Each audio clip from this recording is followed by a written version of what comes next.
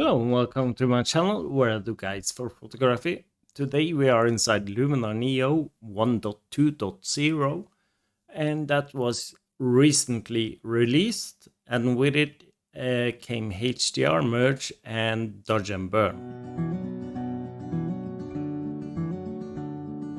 Well, anyway, we are going to take a look at those two features today. So the first thing we are going to look at is Hdr Merge. Now, what is HDR? Basically, it's a high dynamic range file.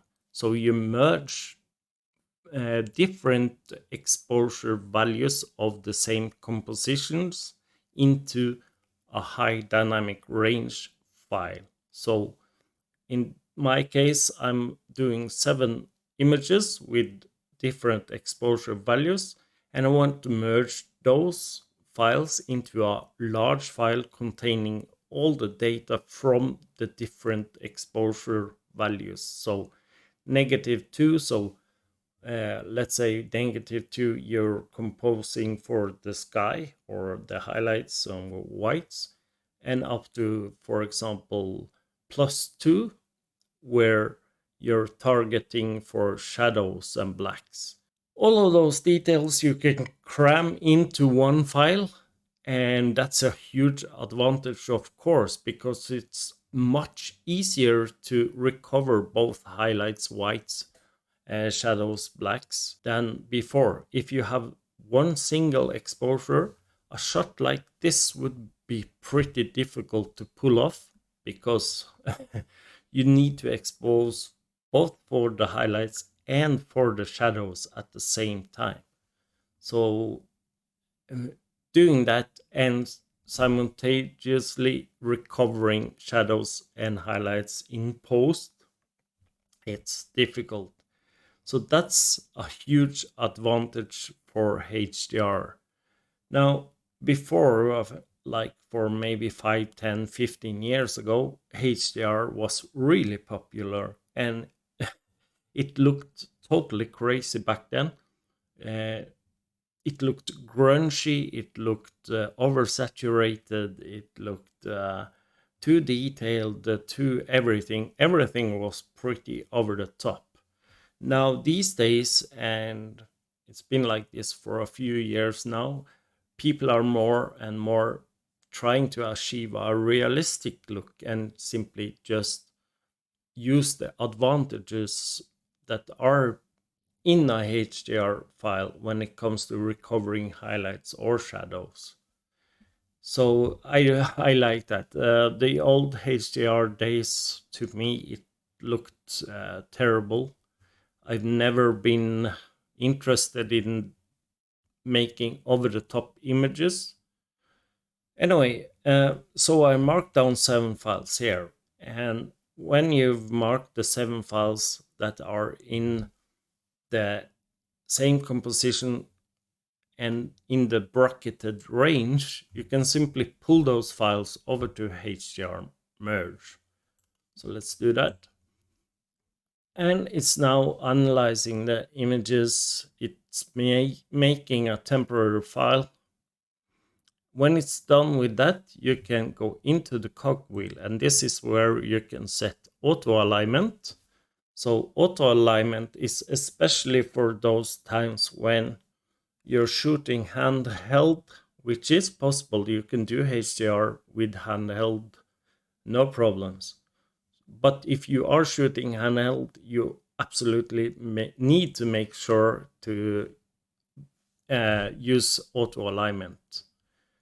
If the tripod moved somehow, I mean shifted position, then you should probably also use auto alignment. So in this case, the tripod was stationary, it didn't move, so I'm not using auto alignment. Then you have a ghost reduction, and this is something really valuable if you're using or doing HDR merge for landscape photos, because in a landscape photos, over the seconds it takes to expose all those 7 images or however many you expose, in that time, something can have moved. The treetops may be bent just a little bit in the wind, the skies moved, the water moved. So ghost reduction is important in a landscape photo, especially. In architecture photos, maybe not at all. Anyway, I usually use medium amount when I'm merging files for a landscape photo. So that's the settings. And then you simply hit merge. That takes a couple of minutes, maybe faster, maybe even longer. But it takes a little while because it's merging and analyzing all that data and trying to fix the ghost reduction and everything like that. And it merges the files into a really large TIFF file. And when the merge is done, it usually ends up inside this folder, Hdr Merge. And you can see here, this is the image that we merged. And you can see it's actually looking pretty good already without changing anything. So let's go into edit and let's just play around with this image. Now, first thing I'm going into is develop, and let's hit the J key on the keyboard. So we have some clipping in the highlights, but not much at all. And we have some crushed blacks. So this is easily fixable. So I'm just pulling down on the highlights. -7, and that fixed it right away. If this was a single exposure, chances are that the highlights in the sun here and the highlights in the brightest part here would be pretty hopeless to recover, especially if I wanted to recover the blacks at the same time. So let's pull up on those shadows, and that helps a lot. But do note that whenever pulling up on shadows inside a HDR files, you really see right away that you are removing a lot of contrast, but you can add that back later easily. As you can see now, I've recovered all of those blacks that were crushed, but now I'm starting to blow the sky again. Simply move down the highlight slider, and that's gone really easily. And we can add some smart contrast, something like that. And I think that looks pretty good. Let's just open the shadows even more. Yeah, something like that. Looks good. Okay, so the second thing I want to do is to actually introduce some reds into the highlights. So I'm going for curves and the red channel, and I'm just going to place some anchor points on the curve. And I think that did a good job. Let's just pull in some more. Yeah, that's fine. Let's go down to white balance, and usually I would have warmed this scene up a bit, but maybe only +1 on the temp. And I'm gonna introduce some tint or a magenta in the tint. And I think that's fine. Let's do some vibrance. And that's looking pretty good. Let's not go over the top because I'm gonna introduce some color contrast as well. So that's so far. Let's do the auto defringe, and that's fine. Let's go into enhance AI, and I'm just gonna pull that up a bit, and I think that's fine. Let's do the sky enhancer AI as well, and that's good. Usually I would have softened the skies just a bit with structure AI, but yeah, let's have a look. Yeah, I don't think it's necessary in this case, so I'm going to leave the structure AI for now. Let's go into landscape, and I'm just gonna dehaze a little bit because there are some haze over here. And let's pull up that golden hour, and that did a pretty good job. I'm also going for some highlight contrast, not too much, maybe something like that, and mid-tone contrast as well. That's too much. So yeah, that's fine. We could try the shadow contrast. I don't think we actually need to do that. No, let's not do the shadow contrast. Okay, so the next thing I want to do is to try color contrast. It might be too much. No, it's actually looking pretty good. So I see we have a color cast here. It's a greenish color cast. Now I usually use curves to remove that, but we can try the remove color cast slider under color. And I think that actually did a good job. Yeah. Okay.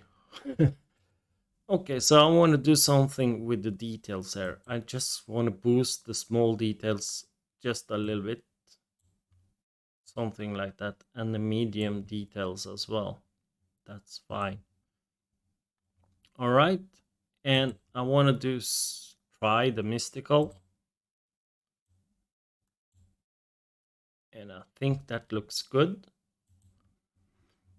All right, so that's it for the initial toning. And I think the scene is too bright actually. So I want to go down on the exposure. Just want to make it more realistic. Something like that maybe. Yeah.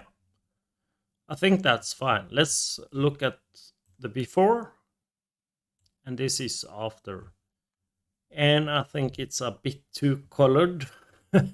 Too much saturation. So we need to drop the saturation a bit. I don't want to go overboard here. It's really easy to do that. Let's see. This is before and this is after. Yeah, so I sort of like that.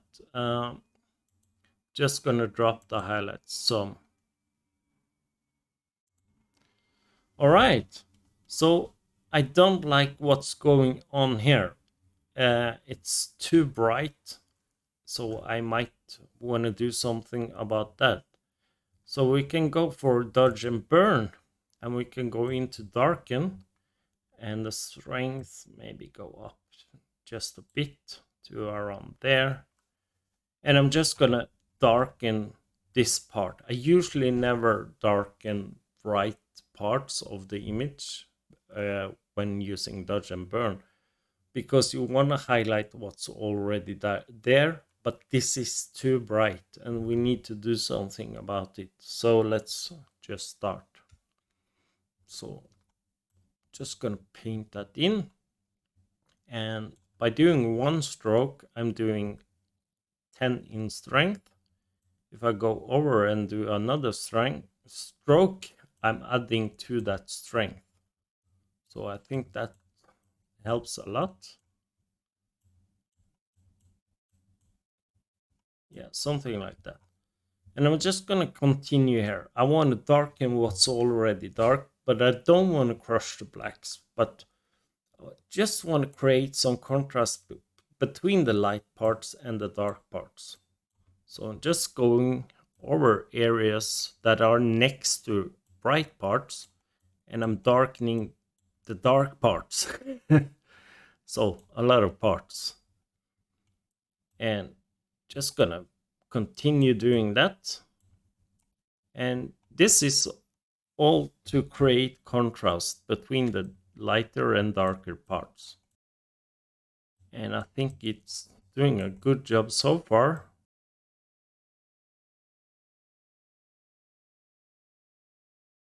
And you don't want to go overboard with that So you need to keep it realistic. So something like this maybe.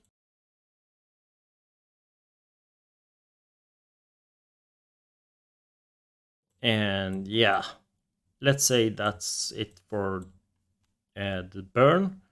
Let's go for dodge, so the light, and just start doing that. Painting the light in and creating more contrast between the lighter parts and the darker parts. So, and dodge and burn works for portraits, it works for architecture, it works for landscape. Basically anything where there's contrast, you can use dodge and burn. So it's not only for landscapes or stuff like that. Use it whenever you feel like. And if you do too much, you can simply hit the erase button here and paint that out. And let's just do some in the trees as well. So this is a process that I spend a lot of time on. Now, this dodge and burn, to me, it's not really yeah, to me it didn't really make such an impact when that got released, because I was doing dodge and burn with the develop module, and I always do that with the develop module in any software that I'm using. But of course, if you want to use dodge and burn instead of the develop module, you can do that, and that's where you find it. So I can even go in between here and paint in some brightness next to the dark parts, and just make sure that you're not blowing anything, any highlights, or crushing any blacks. And let's have a look. So this is without dodge and burn, and this is with dodge and burn. So you can see it's a bit more contrasty. And I can even go up here and darken like this and make it even more dramatic and contrasty. And it sort of looks good, but it looks a bit overdone, but let's do it anyway. So that's the huge advantage with dodge and burn. It's really easy to create some drama and some contrast in your images. So this is without dodge and burn, and this is with dodge and burn. So you should be able to see that there is a clear difference there. And this is before, and this is after. And it's still a bit too saturated, so I'm just gonna decrease the saturation even more. So something like that. I think that's a good HDR. It's fairly realistic, and you can see where we started. There's a lot of magentas and pink in this image from where we started. So I feel like we haven't really introduced something that wasn't there. But the darkening parts in the sky, it's a bit too much for me. But I just wanted to demonstrate what you can do with this dodge and burn. And I think that's it for this video. It's not bad, this image. It's completely okay. If you like this video, hit that like button. If you want to watch more from me, hit that subscribe button. If you want to buy or try Luminar Neo, you can hit the link in the description. That will support me. Anyway, thanks a lot for watching, and I hope to see you again. Goodbye.